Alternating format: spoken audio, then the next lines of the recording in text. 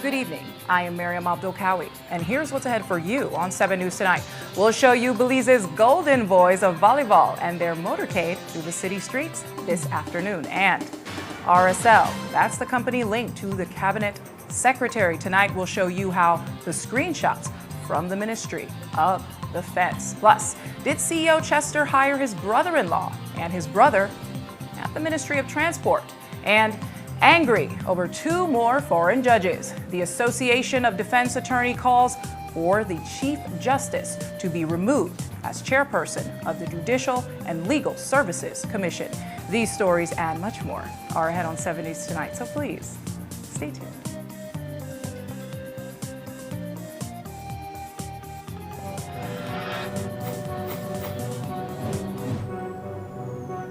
Belize, you're watching the Nation Station, Channel 7.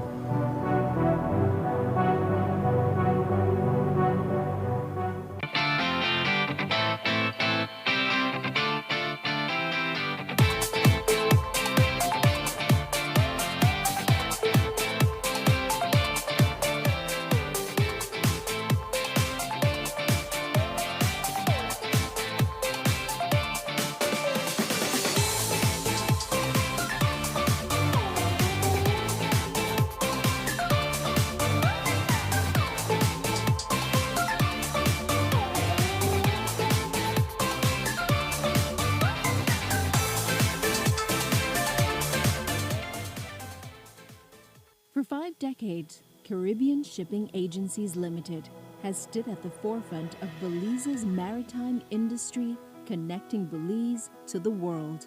Founded in 1976 by Mr. Stanley Longsworth Sr., he developed a wholly Belizean-owned, family-operated enterprise led by himself, his wife Laura, and his beloved brother, John Jack Longsworth Sr. Under the stewardship of these directors and supported by a team of dedicated staff, the company quickly earned its reputation as Belize's premier shipping agency. A partnership that has stood the test of time was formed in 1981 with our principal client, Hyber Limited and Hyde Shipping Corporation. What initially began as a bi-monthly cargo service evolved into weekly and now bi-weekly vessel calls, delivering the flexibility and reliability needed in today's competitive global economy. Together, Caribbean Shipping Agencies and Hyde Shipping Corporation have built their success through exceptional customer service and dependable shipping solutions. Over the years, Caribbean Shipping Agencies has expanded far beyond traditional cargo services. Operating throughout Belize's maritime boundaries, Caribbean Shipping Agencies delivers professional maritime services, not only at our principal commercial ports located in Belize City and at the port of Big Creek, but also at our offshore islands and remote destinations. Caribbean Shipping Agencies has played an integral role in the establishment and continued growth of cruise tourism in Belize. Proudly acting as port agents for most of the industry's largest and most innovative cruise operators, such as the Royal Caribbean Group, Norwegian Cruise Line Holdings, and MSC Cruises, to name a few. 50 years of exceptional service and the experience garnered has allowed our company to become Belize's largest and most well-rounded shipping agency, specializing in attending to vessels of all types, including containerized and bulk carriers, fuel tankers, cruise ships, military vessels, project vessels, and even private and commercial motor yachts. Additionally, we provide stevedoring consultancy and operational management services to importers of bulk cargoes such as wheat, fertilizer, steel, and project cargoes.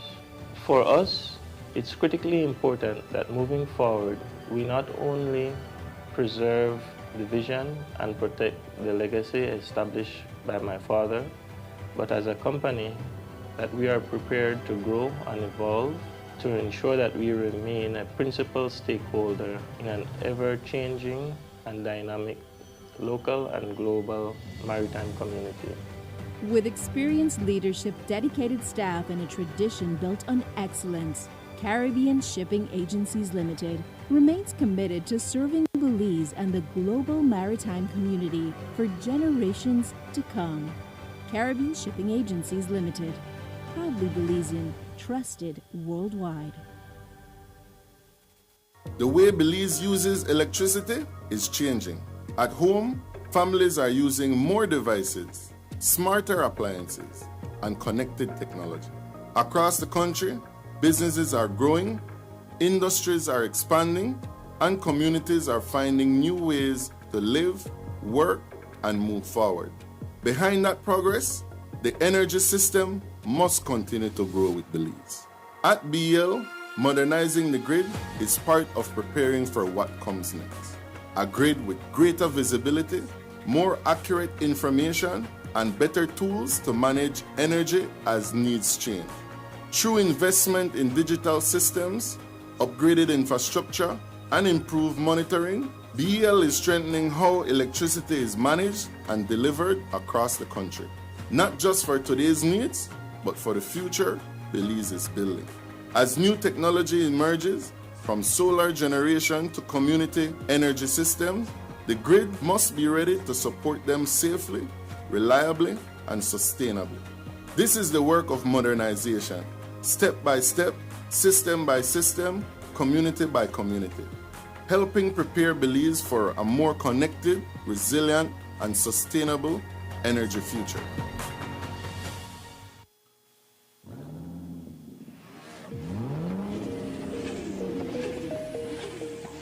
Rev up your engines at Puma Energy and get ready for an exciting chance to fuel, fill, and win. For every $30 purchase on fuel, a liter of lubricant, or $10 at Super 7, get a ticket to win one of 20 fuel prizes of $1,000.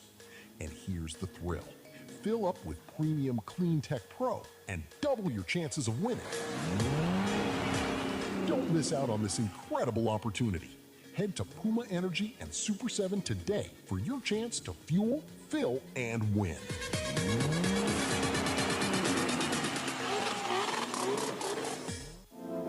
As a small business, I started to attend pop-up shops like many other businesses, and we found that our customers wanted to pay by card and not cash.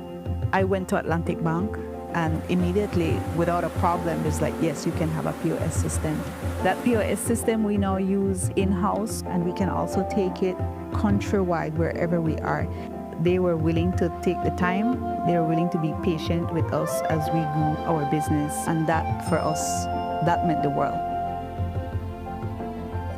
Atlantic Bank, building the future together.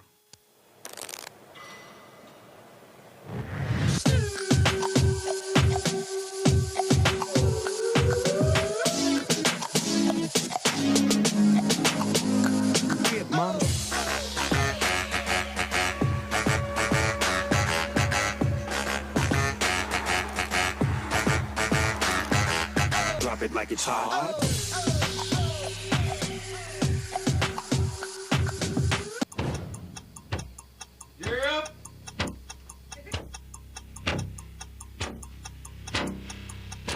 These charter mints aren't We're navigating along the coastline. This morning, the 2023. Good evening. Good evening. I'm Cherie Culsel, And here's what's ahead for you on 7 News Tonight. We've got details of these and other stories in our newscast for tonight. Good evening. With your news, I'm Indra Craft. Belize, you're watching the Nation Station, Channel 7.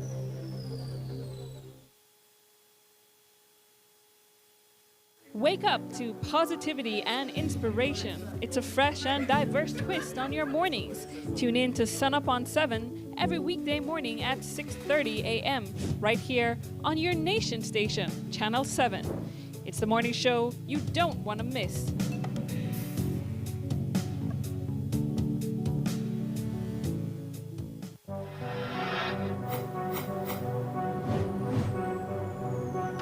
Belize, you're watching the Nation Station, Channel 7.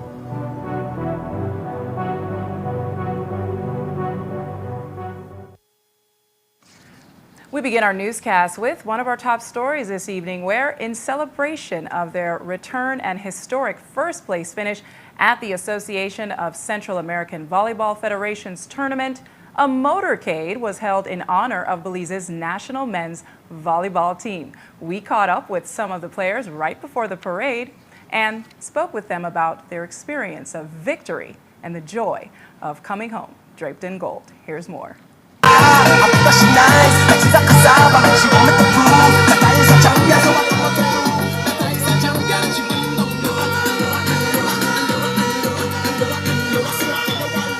Just going there in the first set, we said from the start, bring the energy from the start, and we won that first set.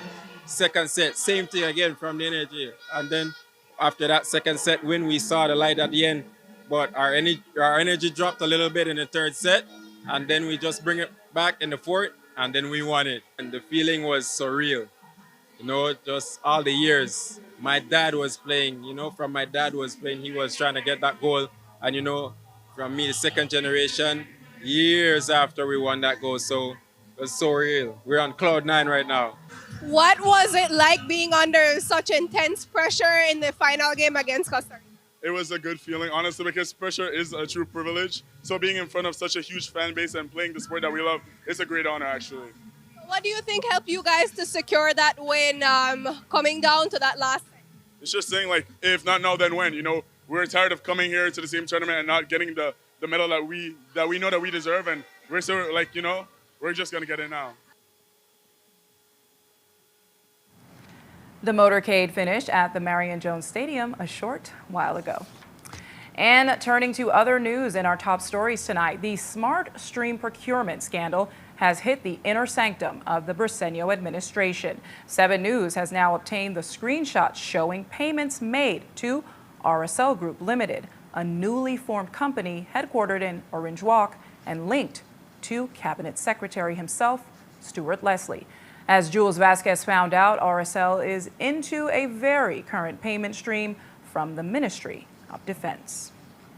RSL Group, the company linked to Cabinet Secretary Stuart Leslie, has received payments of $85,874.10 from the Ministry of Defense for seasoning sold to the BDF across just 2 months, May and June of 2026.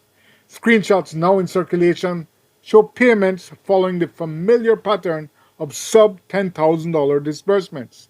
Notably, on June 4, 2026, 5 days before the screenshots leak started, the system approved 7 consecutive identical payments for exactly $6,941.25 each, a total haul of $56,224.13 for that day.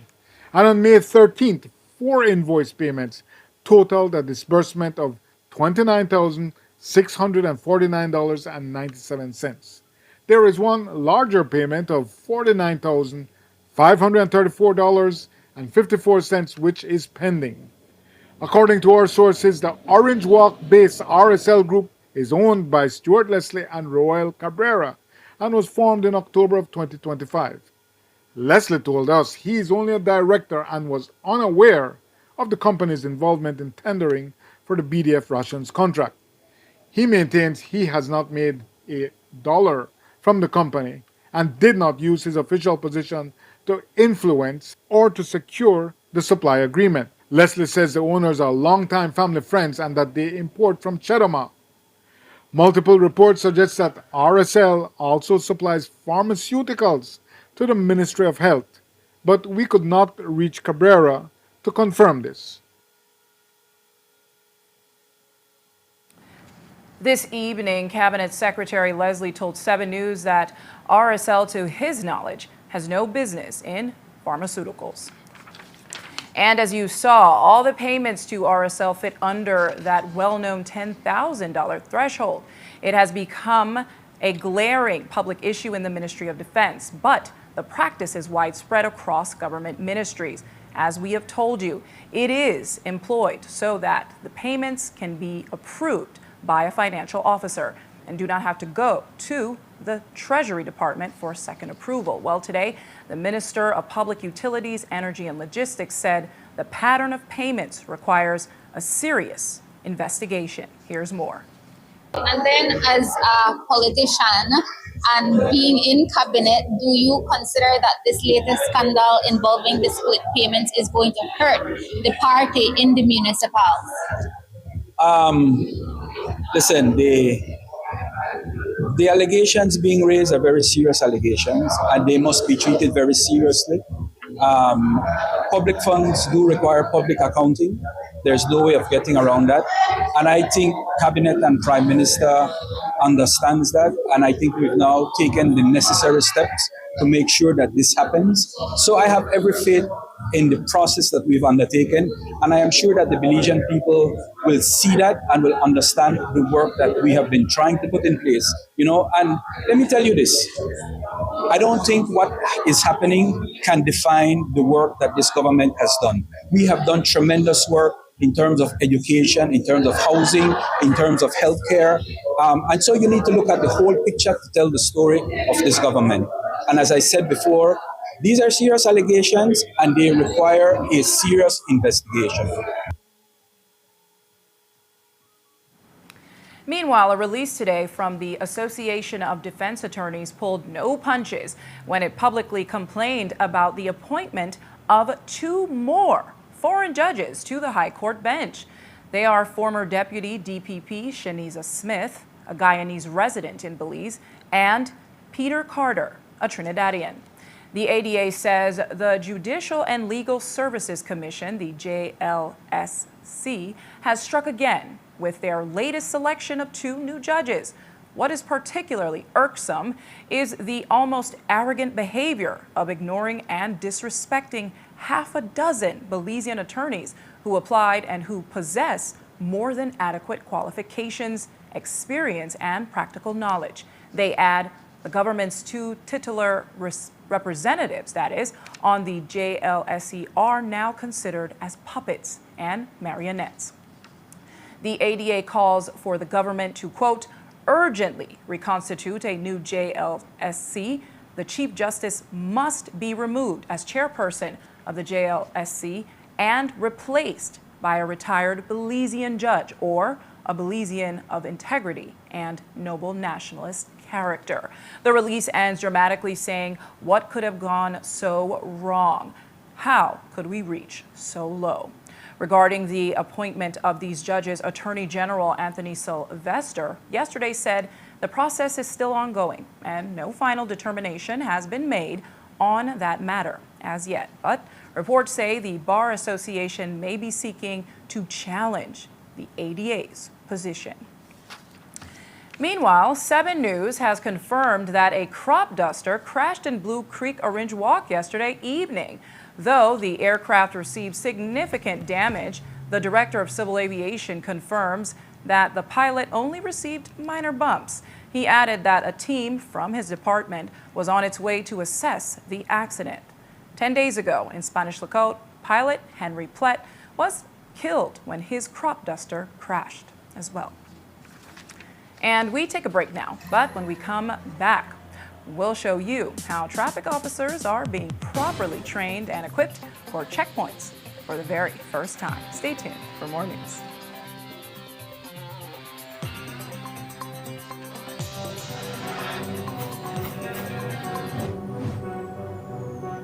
Belize, you're watching the Nation Station, Channel 7.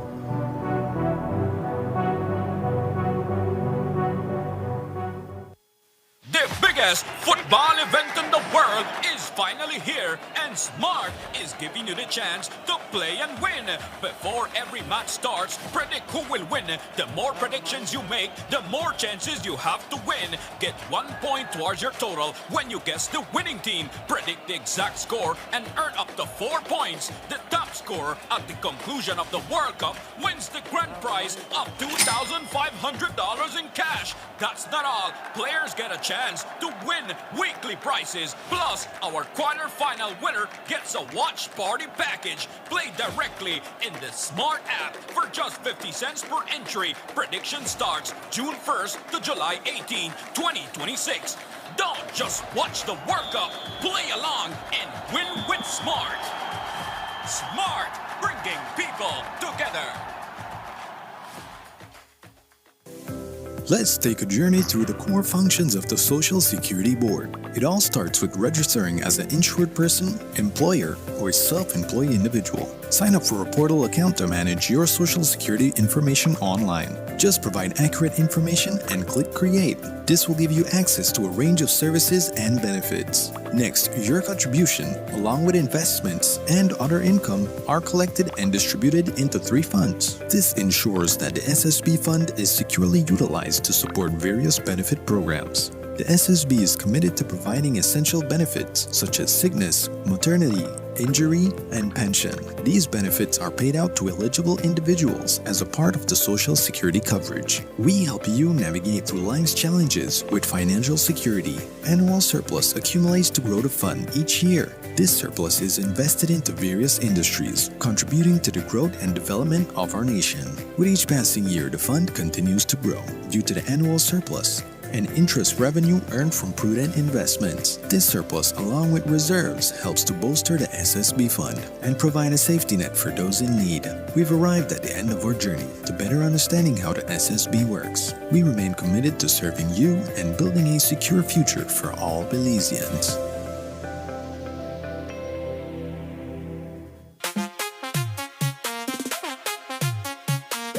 Key Calker Lobster Fest weekend is here. The crowd is ready, the boats are ready, and the energy starts now. Next up, Key Calker. Food, music, crowds, island vibes. Ride with San Pedro Belize Express water taxi for a smooth, reliable trip straight into the heart of Lobster Fest. Book ahead with the app, skip the check-in line, and get to Lobster Fest faster. San Pedro Belize Express Water Taxi, your official ride to Key Calker Lobster Fest. Maria's was planned to open in 2020, and that's when COVID came. I thought the dream was dead. People would come to my house, they would purchase the coffees from there. That gave me the little confidence, like, okay, I could do this.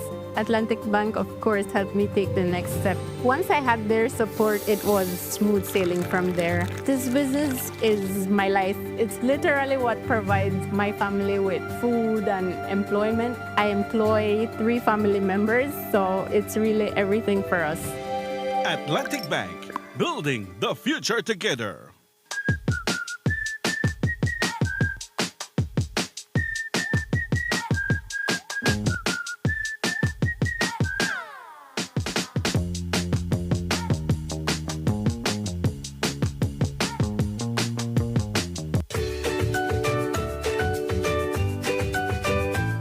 Hello, everyone. Today we're putting Happy Bums baby diapers to the test. Just look at the beautiful design, strong, soft, and made for your baby's comfort. Happy Bums can absorb up to 500 milliliters of moisture. Let's compare it with a leading diaper brand. We'll pour 500 milliliters of water into each diaper and see how they perform. Now it's time for the tissue test. As you can see, Happy Bums stays dry to the touch, while the leading brand leaves noticeable moisture on the tissue. Choose Happy Bums baby diapers for reliable leak protection and all-day comfort. Look for Happy Bums baby diapers at a store near you. Distributed by Caribbean International Brewery Company Limited.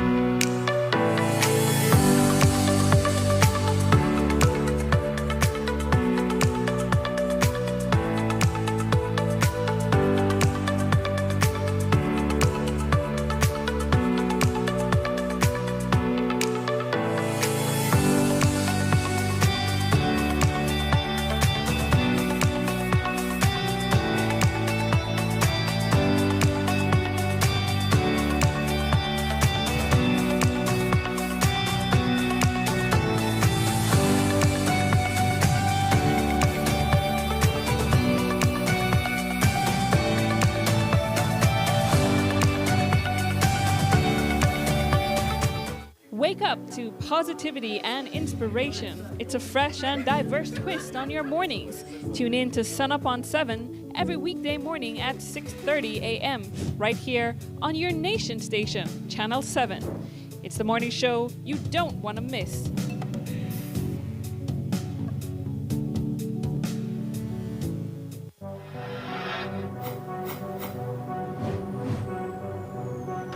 Belize, you're watching the Nation Station, Channel 7.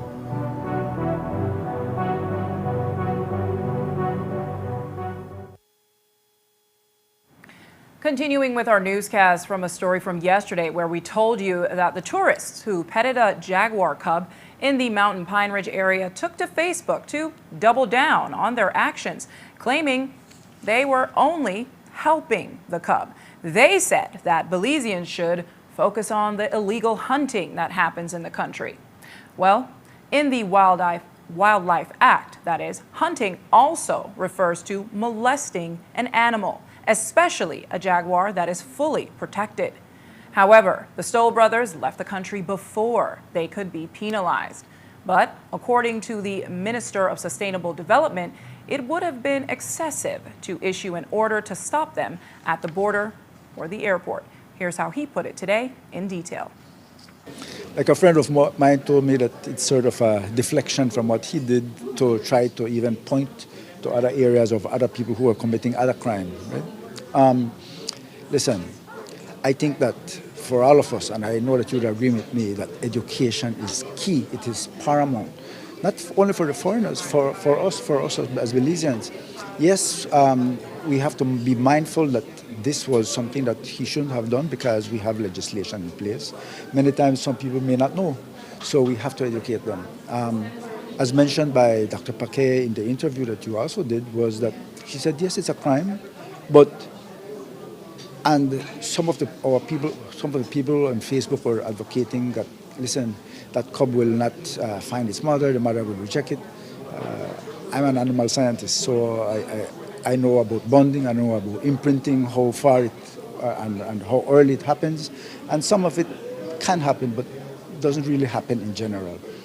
But to say that we'll put out a notice to arrest this person if he reaches the airport or something like that, and to have sort of a manhunt, I think that's excessive. And in other news, on June 29th, a female forest officer was reportedly threatened with a firearm by a logger. Minister Habet explained that he received a report and attributes the threats to the ministry cracking down on illegal logging. He told us that he already went to the Prime Minister and the Minister of Home Affairs for assistance to provide protection to the forest officers. Here's more. I have gotten a verbal report from the forest officer, and accordingly, she had already received a call and threats to her life.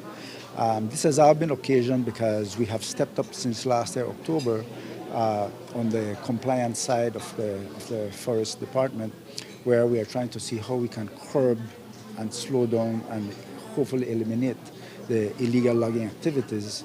But also remember that we had also said that we put a moratorium on those early logging licenses because those are the licenses that we found out were really depleting our forests. We cannot totally eliminate those from the private sector. So if you have 50 acres of land and you're going to clean half of it for agriculture, then it is almost sacrilegious to say that you will bulldoze it and burn it, but not be able to use it. So we give what they call private salvage license so that you can at least make something out of it. But the illegal logging is a major problem. But because we have been cracking down on it severely, and I think now the threats are starting to come into the department because it has been the livelihood for some of these illegal loggers for many years. But there hasn't been a program where we have really targeted them and tried to stop it. Is there anything being done to protect these forest officers more? Because, as you said, they are cracking down on these illegal activities. Yes, certainly. I have had a conversation with the new minister of responsible for the police, I also mentioned it to the Prime Minister in the last cabinet meeting, and he called the minister along with me and the former minister who was there with me, Minister Karim Musa, and we identified a unit which will be able to work along with the forest officers, and so they will have to form a group, sort of like a task force, to be able to plan it, because you can't maybe mention that you're going on this venture to seek out the illegal loggers on a certain day at a certain time, because you don't know if that information will go out. And so when you get there, there's nothing, or they have already moved out the logs because they have been advised before time. So it has to be planned. But we have already spoken to the Prime Minister and the Minister responsible for the police, and they promised that they will assist us with that unit.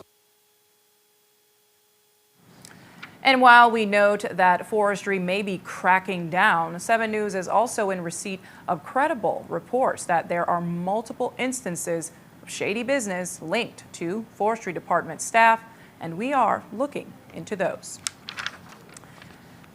Meanwhile, Corporal Jason Shaw and Police Constable Leslie Martinez have been unanimously convicted of willful oppression by a high court jury after they were charged for recording and circulating a video of a homeless couple having sex during the pandemic. The deliberations took almost 2 hours, and by 1:30 the verdict was made. The incident occurred on April 5th, 2020, when the video was recorded inside an abandoned building and shared in a police WhatsApp group named Loyal Group. It then went viral on social media, and the case was originally brought against 3 officers, but PC Anthony Villamil was granted immunity by the DPP in October of 2025 in exchange for his testimony. The first trial ended in October of 2025 when the jury failed to reach the required majority verdict, and Justice Candice Nanton then ordered a retrial, which commenced July 13th of this year before Justice Derek Sylvester, and it included after 4 days of proceedings. The sentencing is now set for October 1st. And in other news, internal tensions is brewing within the police department following the mass distribution of form letters signed by Commissioner Richard Rosado informing multiple veteran assistant superintendents of police that they will not be recommended for promotion to superintendent. The decision has generated widespread rancor among career officers who accuse the administration of ignoring their seniority while fast-tracking junior candidates. The letters dated July 8, 2026 congratulate officers on technically passing their interviews before the promotional board, noting scores ranging from 67% to 70%. However, the text quickly shifts to a standard rejection template saying, quote, "I regret to advise that this office is presently unable to recommend your promotion to the Security Services Commission due to the limited availability of vacancies." While the administration attributes the logjam to an ongoing organizational transition, stating that priority is being given to ASPs already serving in specific posts designated for the rank of superintendent. The letters, though, explicitly warn affected veterans that these recommendations will result in their supersession, meaning juror officers will be promoted over them. For career officers who have dedicated decades to the police service, they allege that veterans who meet the criteria for promotion are being passed over, while officers favored by the senior command are receiving promotions. And at the center of the controversy, that is ACP Stacy Smith, who is regularly seen on the evening news. The commissioner openly notes that a formal recommendation has been forwarded to the SSC to promote ASP Smith to the rank of superintendent. The letter defends the choice by stating, quote, "Smith delivered a comparatively stronger overall performance during the assessment process and is presently performing duties and carrying responsibilities above her substantive rank, specifically those associated with the post of Senior Superintendent of Police," end quote. The fact that the commissioner has openly told staff that Smith outperformed them has only deepened the resentment. As the letters continue to circulate, the final decision now rests with the Security Services Commission, which will decide whether to ratify the commissioner's selections or intervene to consider the concerns of senior officers. And in other news, questions are swirling tonight over the transfer of Police Corporal Jean Gamboa to the Ministry of Transport. Allegations have surfaced that suggest the process may have been fixed for Gamboa, whose father is Superintendent Aaron Gamboa. Best information suggests that Gamboa is the uncle of one of Chester Williams' sons. But today, Williams insists the fully qualified Gamboa went through an advertised recruitment process and interview panel. Here's more. Mr. Gamboa, from my knowledge, is a very educated person. He's a go-getter. He holds a bachelor's degree in English. He also has an associate in English. He is currently a corporal in the Belize Police Department and an instructor at the academy here.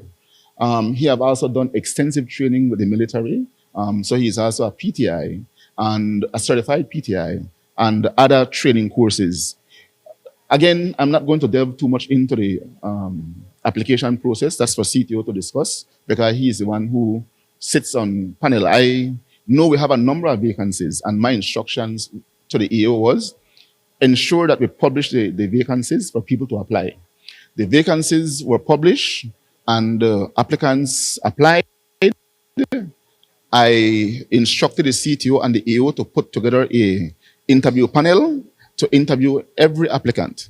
They did that, and I now yield to him to explain that process. But at any point, did you have anything to do with him working for the ministry? No. When it comes back to the topic of Jean, one of the complaints that arrived to us was that that's your son's uncle and you had favored him. I will not answer you, but be careful because I might have to make you prove that.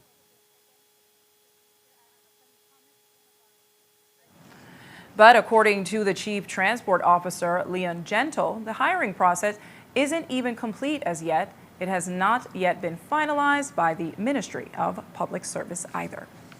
The process has not even completed as yet. What happens is that when the vacancies went out, all members of the department were given an opportunity to apply for the different positions that we are looking for. We had open interviews for transport officers in the different districts. We had also opened positions for assistant chief transport officer, which would be a regional commander for our department in looking at different zones to carry out the functions, to make sure that they carry out their functions under the department's mandate. And Mr. Jean Gamboa was one of those applicants who applied for the Assistant Chief Transport Officer position. There were 2 applicants, and we have looked through the application, gone through the full interview process, and we believe that he's one of those persons who are fit for the position. What's the timeline? When would he be appointed if he is chosen? Well, that's a decision for the Ministry of Public Service, who then would give us that approval. So we have to wait on their time. Why did you all need a new deputy? The staff is increasing. There's a number of positions that are now being opened, and we do need overall supervision for everybody. It's impossible for one deputy to be able to deal with the entire staff as it is. So our objective is to look at a deputy from an administrative standpoint and a deputy from an enforcement standpoint. So does Mr. Williams still hold his title, or is he? He's the Deputy Chief Transport Officer.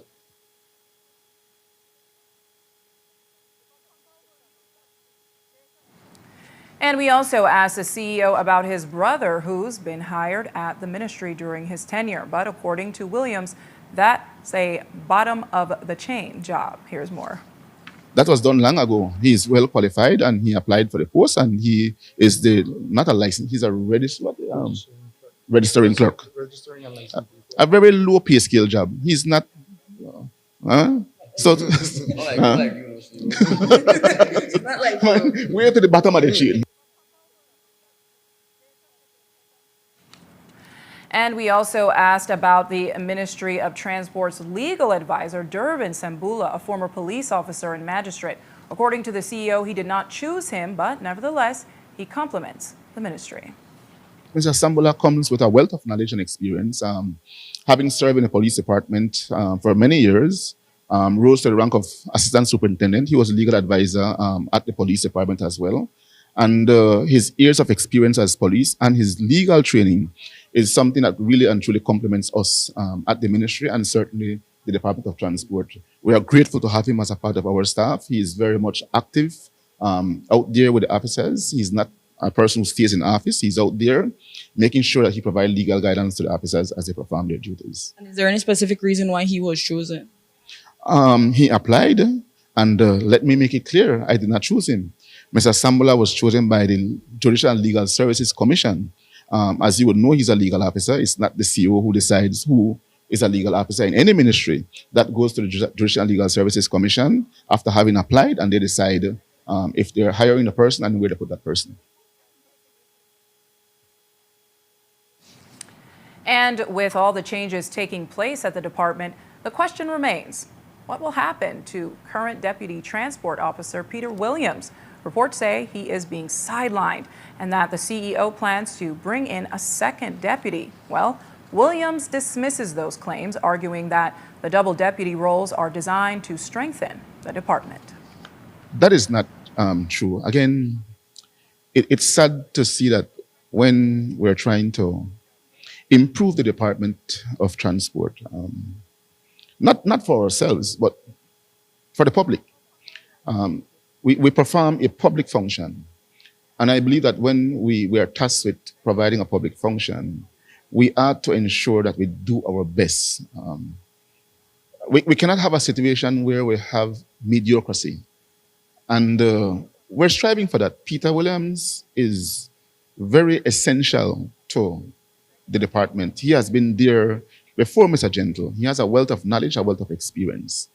I don't understand what would even cause someone to think that Mr. Williams is being tossed aside. How can we?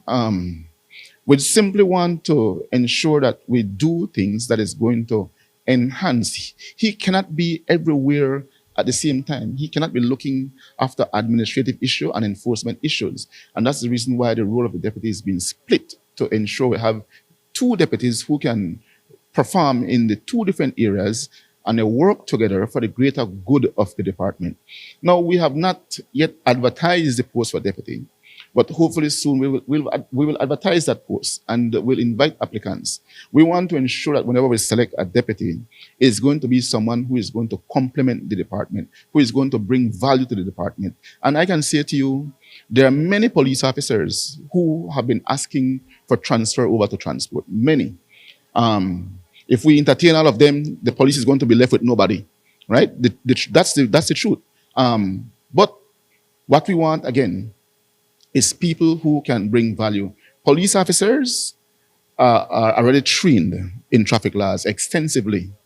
So it is easy for us to look at somebody from the police department to fill that vacancy. I'm not going to say that is the case because then we're going to open the application to everybody in the public out there. But again, experience is going to have a great weight on determining who fills that vacancy for the second deputy.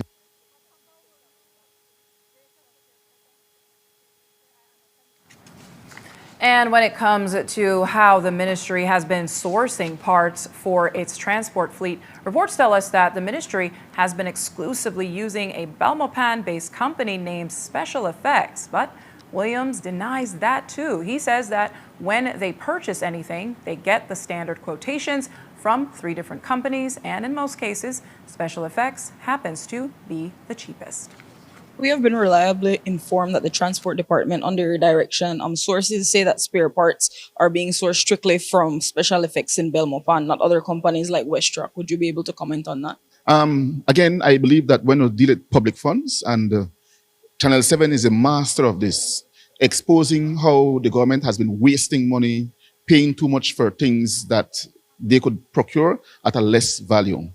My instructions to my people is that when they're going to get parts, they're going to get invoices from 3 different locations. They would normally get from Westruck, they get from Special Effects, and sometimes they get from Caribbean Motors. I will look at the one that is more cheaper, and I will direct that they get it from the cheaper one. So if we're getting parts from Special Effects, it simply means that it's because the parts there is cheaper, and sometimes the parts is the same. So my interest is to make sure I save the government funds and do not spend it unreasonably for things that we can get cheaper at other locations. And I'm sure that your news director would be extremely happy to see that we're not squandering public funds. It wouldn't be that all the parts are coming from one, just this specific thing. That's not true. We have also procured parts from Westruck. We have also gotten parts from Belize Diesel, Caribbean Motors. We have also got from Belize Estate. So it's not true to say that we only get from Special Effects. That's not true, no.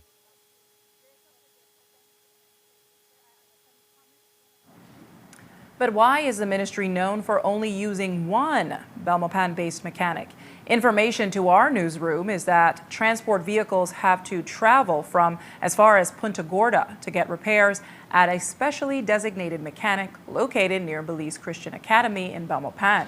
According to the CEO, it's because he is the best. We have received reports that your ministry has one preferred mechanic, the one by Christian Academy, and that staffers have to bring the transport vehicles from as far as Punta Gorda to get service from that specific person. Can you comment on that? That is not true. Again, it depends on the nature of the mechanical work that needs to be done. And again, it also has to do with value for money.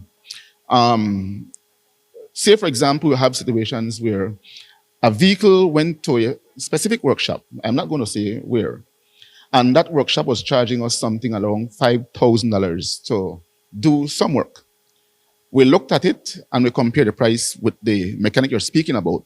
We're not getting the same work done for $3,000. So it's not just to say, again, to go to the specific mechanic, but again, we have to look at the capability of the mechanic in dealing with the extent of repairs that the vehicle need, as well as the value that we're going to pay. We can say we can go and pay a street mechanic any amount of money, less.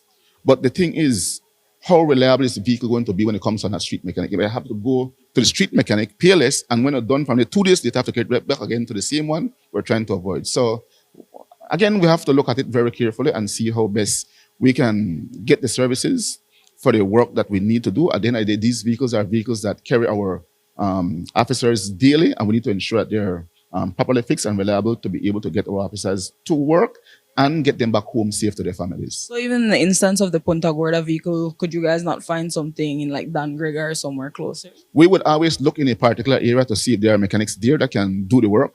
And there are instances where there is just no mechanic there. We have a vehicle right now for the Indigenous People Affairs Office at a mechanic shop in Punta Gorda.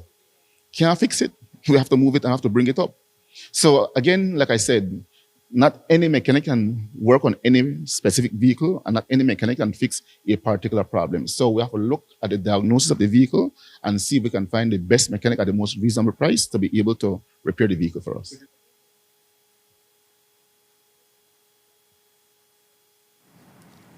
And while we have doubled the details at the Ministry of Transport, the news they were pushing out today was about the 35 traffic officers who have completed specialized enforcement training designed to strengthen highway policing and ensure cases stand up in court. They have also added new technology to keep up with the growing demand in the transport department. Our very own Jaleesa Roberts attended the completion ceremony and has this report. Belize's highways will soon see the implementation of specialized highway patrols. Today, 35 transport officers graduated from the Department of Transport's rigorous traffic enforcement training program. According to Chief Executive Officer Chester Williams, the initiative is part of a broader, aggressive push to modernize road policing and enhance public safety nationwide. We don't want to have situations where officers are out there performing their duties, put together a good case file, and when time comes, the matter would fall through the courts because they do not follow the proper process in effecting the arrest. So basically the training was for that. Again, training for us is important. The minister has been stressing over and over the importance of making sure that we empower our people with knowledge so that they can be out there and discharge their duties the way they should. we cannot just give people uniform and tell them to go out and do our work without telling them what the work entails and how to do it. And that's the reason why we have been pressing on training. But this wasn't just another graduation ceremony. The officers spent the course learning far more than how to issue tickets. They were trained in lawful arrest procedures, preparing court-ready case files, collecting evidence, and using new technology. According to Chief Traffic Officer Leon Gentle, the goal is to ensure better interactions between traffic officers and public citizens. Well, the design of this course is a short course. It's catered specifically to looking at producing the case files based on samples, urine samples, as well as the breathalyzer, and for the use of the digital, the dash cams and the body cams. One of the reasons why we employ that our officers use the body cams is for the trust in the public, to emphasize the idea that the interaction between them is also being monitored, the idea that the officers are trained to carry out that specific function in dealing with the public is one of the main reasons for this type of training. And one of the ways that citizens interact most with these officers is through checkpoints. Williams says that there needs to be a level of understanding for both citizens and traffic officers when maneuvering them. The checkpoint can be good, it can also be bad. It is our duty or hope to see how we can strike that balance, that we remove the bad by ensuring that officers who perform these checkpoints do not have long lines at the checkpoint. Obviously, as I said to them, the long lines, 3 miles long, having motorists waiting up to an hour in a traffic line is going to frustrate anybody. And so we have to be reasonable in ensuring that we don't allow the lines to get too long. When you see the line reach a certain length, we can just wave vehicles through, and when it shortens, we're going to stop again or do random stopping. And when we do stop, we pull the vehicle over on the bay of the road and check what we need to check so that other traffic can flow. So we have to do it in such a way that not to appease the public per se, but for the public to be able to reach that stage where they can understand and they'll be able to accept the waiting period in the lines at the checkpoints. So another training cohort is set to start on Monday. Jaleesa Roberts, 7 News. And switching subjects now, Belize gets about 40% of its power from CFE. That's a national power company in Mexico. But whenever there is too much demand in the state of Quintana Roo, the first thing they cut is Belize, which results in load shedding and power outages on this side of the border. It's the bitter reality of energy dependence, but becoming energy independent is no simple process. Minister of Public Utilities, Michelle Shabat, says government is actively working on a solution. Here's more.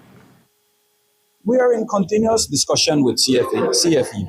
The situation is that they themselves have shortages in Mexico. And so when they experience it, then here in Belize, we have to load shed, right?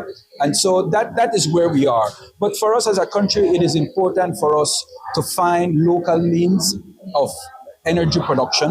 A couple days, actually, Wednesday, we had a meeting with the government, the IPPs, the PUC, and BL, so that jointly we can find a solution. There is a certain gap that we're trying to fill, and so we felt that it is important to bring in our local producers so that we can have energy being created here at home and to try and lessen the dependence we have on CFE. And Belize's most important renewable energy source is hydro. But with this year's extended drought, how is that affecting it? We asked Shabat. Can you talk about droughts and so impacting Hydro Belize? Speaking about its feasibility long term, given climate change. And then another part of that question is, they were supposed to be launching solar, and I know that they were supposed to engage BL in terms of the purchase and so, but do you know where that project stands? So obviously, drought will always impact any hydro industry, correct? Luckily for us, over the past year or so, we have not had any drought or so on. But I think Hydro Belize understands that, and I think what they're trying to do is to add some diversification. For example, the solar that you speak about, I know that they're still pursuing that. I can tell you that was raised at the meeting we had on Wednesday, and so I am hoping that shortly we're going to see a firm proposal from them that both BL and PUC may find acceptable.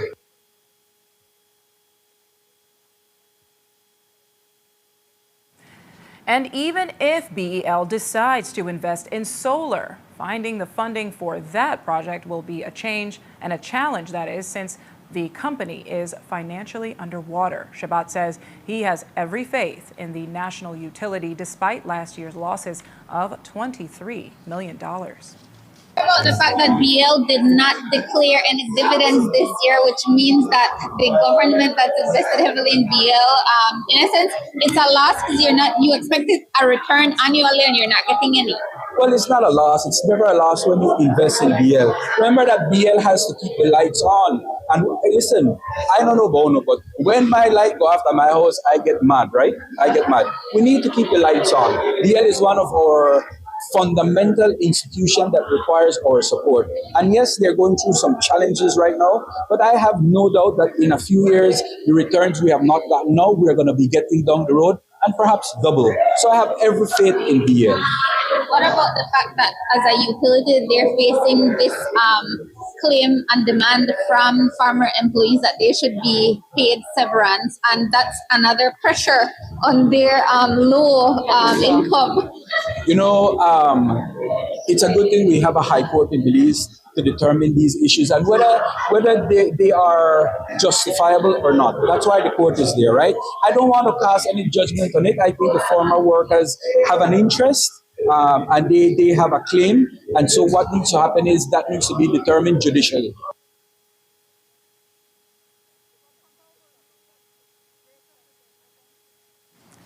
And we take a break now, but when we come back, a local boy who grew up with very little returns to San Ignacio and Santa Elena with a massive surprise: 350 fully stocked backpacks and a lot of hope. Stay tuned for more news.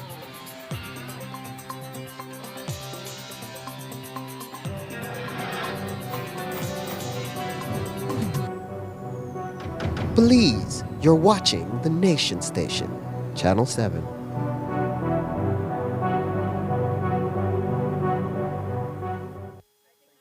The world is watching. The stakes are high. And with an Atlantic Bank credit card, your moments start online. Bro, tickets just dropped. I have my credit card ready. So how many tickets, guys? I'll take two. 1, 2. I want 3. Go further, experience more. Make your online purchases seamless, secure, and in real time. All right, let's buy the tickets now.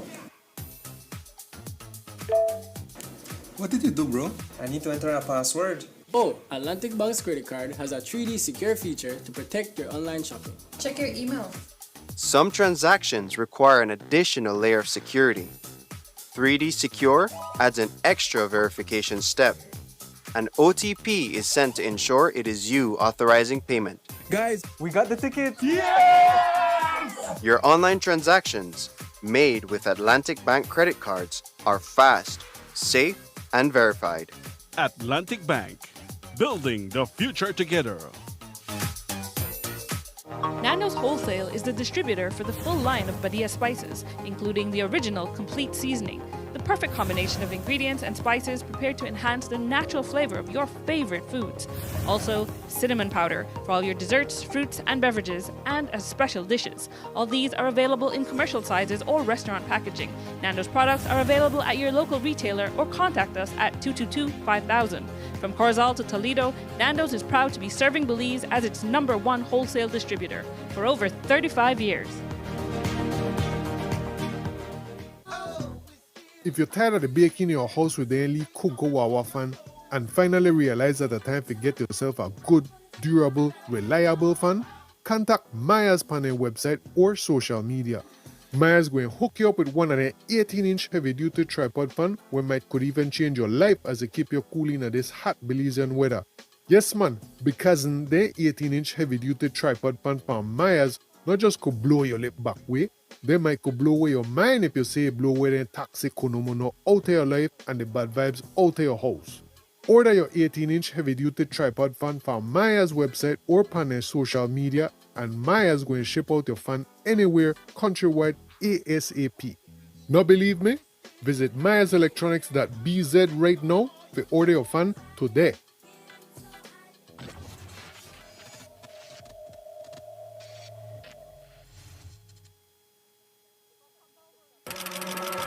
The next station is not just a place, it's the vacation capital of the world, the Mexican Caribbean.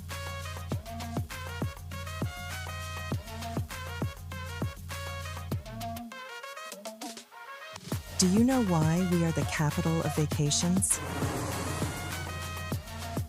Because no other place on Earth brings together so many ways to vacation in one single destination.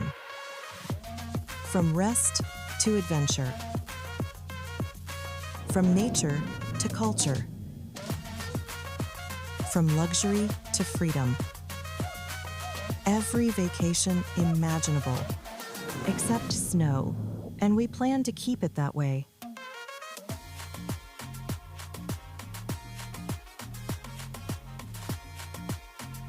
Mexican Caribbean, the vacation capital. You're up.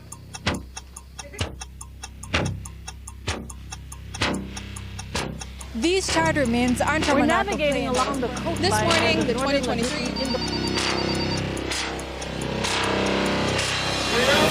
Good evening. Good evening. I'm Sheree Halsell, and Here's what's ahead for you on 7 News Tonight. We've got details of these and other stories in our newscast for tonight. Good evening. With your news, I'm Indra Craig. Please, you're watching the Nation Station, Channel 7.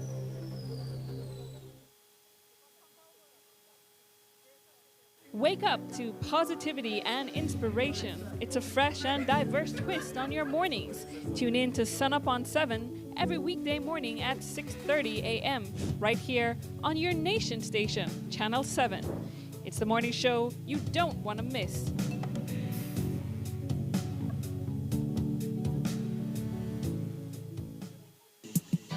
Where do angels go when they die? Nobody knows. Nobody knows, yeah. You never diss nobody, never kill nobody, never see nobody with them things and traffic grab it you. Give away your last all when you know have it, yeah. I saw your heart still, always. So when I innocent.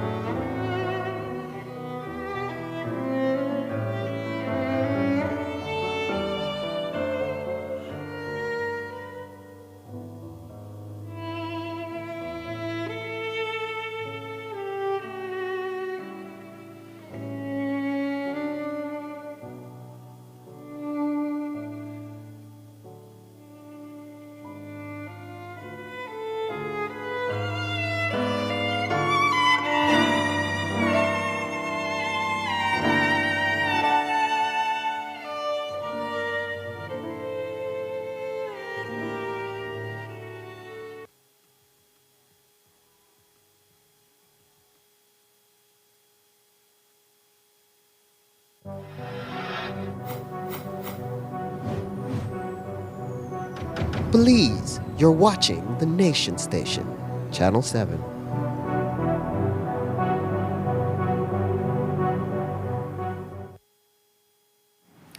We continue our newscast with a story coming out of the post office. Every 5 years, the post office rolls out its new definitive stamps. And this year, the images portrayed on the stamps are Belizean events. This includes the Queen of the Bay pageant, Carnival, Easter's sawdust tapestries, and many more. At the launch, the Postmaster General explained that they have been working on these designs for over a year. Well, basically, we have a committee to come together with different ideas to see what it will feature this year. So that took some time. You know, everybody had their idea of what they would want to see featured in this stamp, and we just come up with different events that occurs within Belize. And I think it's something new, something different. So I like things that are different. So we wanted to do it different than previous years. So we wanted something grand for this 2026 definitive feature. The image tells a whole story, and we wanted to at least stamps that reaches internationally, that people understand the history of Belize, and that is something that we wanted to touch when we selected these images for this 2026 definitive collection. I was hoping to at least get 50 cents so I can try to get rich or die trying, you know? But I didn't expect the highest paying one. I kept looking, wonder which one is going to be. So I was a bit, honestly, extremely surprised. They knew I was out taking pictures of the carnival, and they went through what they wanted, and I believe they chose the individual, this one, because it's the designer and the king for the specific group. But it was something natural as well. No amount of words can really truly express how I'm feeling right now. I'm truly feeling honored. And as mentioned in the ceremony, these stamps are just more than a piece of paper. These represents our culture, our national identity. And I really want to urge the young ladies. I mean, look what the pageant did for me. It opened brand new doors. This stamp is going to be all around the world.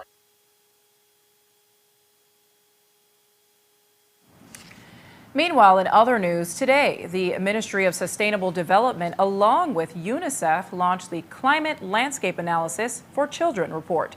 This comes after a lengthy consultation process where teams went into vulnerable communities and spoke with target groups, including children.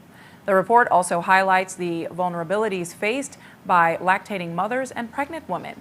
This report is now expected to guide policies and legislation so that those vulnerable groups can be put at the forefront of the discussion.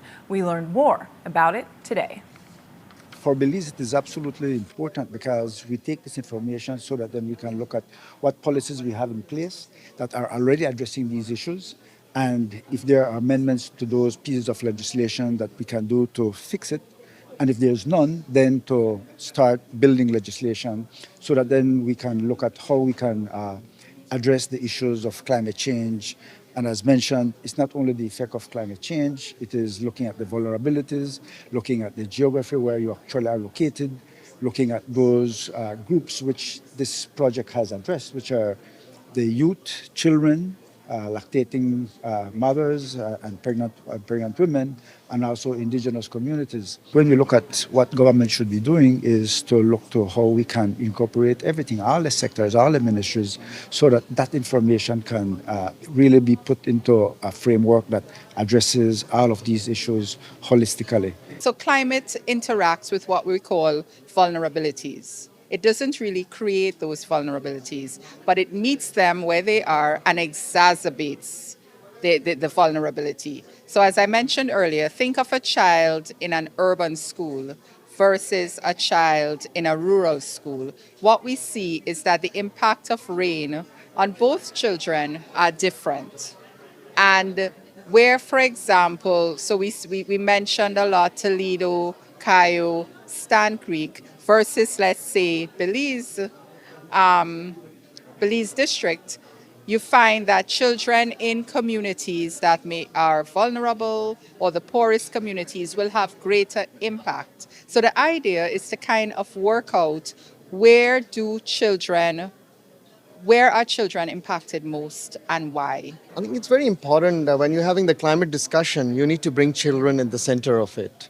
And we know the number of children and young people in Belize. It's a large part of the population. So we have to make sure that their best interest is always taken into account in any decisions that are taken at all levels. They don't really have a voice, and people speak on their behalf. You actually need to speak to young people and to children. Even school-going children can give you much more information about what are their challenges with climate and how they're facing it. It's very real now. It's in the face of everyone. And in many Belizean homes, the countdown to a new school year brings more worry than excitement. For parents already struggling to make ends meet, the cost of a backpack and school supplies can mean choosing between education and everyday necessities. But in San Ignacio this morning, hundreds of children walked away carrying more than new school bags. They carried a reminder that someone they had never met believed in their future. Jaleesa Roberts was there and files this report. The San Ignacio and Santa Elena Basketball Association and Elite Logistics wrapped up its week-long summer basketball camp by placing 350 fully stocked backpacks into the hands of young campers. The donation, valued at nearly $100,000, was made possible through a partnership between Elite Logistics, the SSBA Foundation, and the travel lifestyle brand Base, founded by actress and entrepreneur Shay Mitchell. Inside each backpack were exercise books, writing supplies, a pencil case, and even a Connect 4 game. Simple items that can make a meaningful difference when school resumes. For Elite Logistics owner Howard Castillo, however, the morning was never about the value of the bags. It was about remembering where he came from. I grew up very poor, and I see my struggle to raise me and my brother and my sister. That's the reason why. The only reason every time I come back home, that's all thing open my eyes. We see what I go through. I take one village to raise. I grew up with Karim from since we are young kids, and I try to give back as much as we can. And perfect example, someone like Karim grew up in the neighborhood, and I decided that why not use SSBA Foundation to reach all the kids we could in San Ignacio. Last year we did the Christmas drive for about 600 kids, and this year Karim mentioned to me how difficult some kids have going to school, getting backpacks, and one of my clients, Bays, I reached out to them and they decided to partner with me and with Elite and SSBA, and that's how everything came. It came by so fast. And with everything coming so fast, mobilizing volunteers to help work at the camp was the mission of the SSBA. Known for an active basketball community, they split the camp into two to accommodate the twin towns. Treasurer of the San Ignacio and Santa Elena Basketball Association, Karim Juan, says the investment must begin with children. We normally wait until the kids are out for summer break, so we decided for this week. And this year we had our biggest turnout. We had about 270 kids who came out to the camp. This year we had a session here at Victor Galvez Stadium in San Ignacio, while we simultaneously had another session in Santa Elena. For us, our biggest challenge is to ensure that we have coordinators who could assist, because we have kids from 5 to 16 years old, so we need a lot of coordinators. So once we were able to identify and get volunteers to assist, then it was okay. We have a chat group with all our parents who participated in any SSBA activity throughout the past few years, so it's easy to disseminate information via our chat group. Our association always believes that when it comes to basketball, we need to invest in our younger kids, and so we find it as a positive alternative for our kids, get them hooked, get them engaged with something positive, having positive role models around them, coordinating, and being examples to them. So we find it important. We think this is one small way that we could have an impact on our community. For many of the parents watching from the sidelines, the donation represented one less financial burden during an increasingly expensive time of the year. For the children, it meant walking away proudly carrying a new brand backpack, something many had only hoped for. But for Castillo, it was a reminder of what his mother always taught him. My mom always say, if you're blessed, give others. That's the bottom line. So my mom raised me. The greatest part of the back-to-school drive isn't necessarily the name behind the international brand or the value of the donation. It's the one boy who once knew what it felt like to almost have nothing and return to that same community determined to ensure another child starts school with a little more confidence and a little more hope. Jaleesa Roberts, 7 News.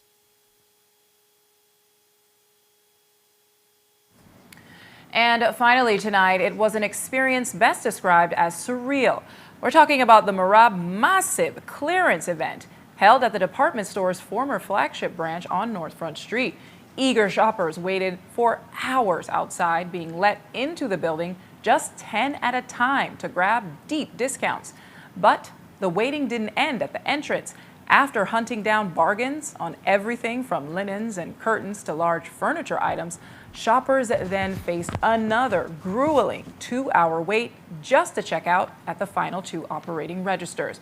While the long lines proved to be quite an ordeal for dedicated bargain hunters, it was an absolute bonanza, and crowds are expected to line up early, that is, once again tomorrow, for the final day of the sale.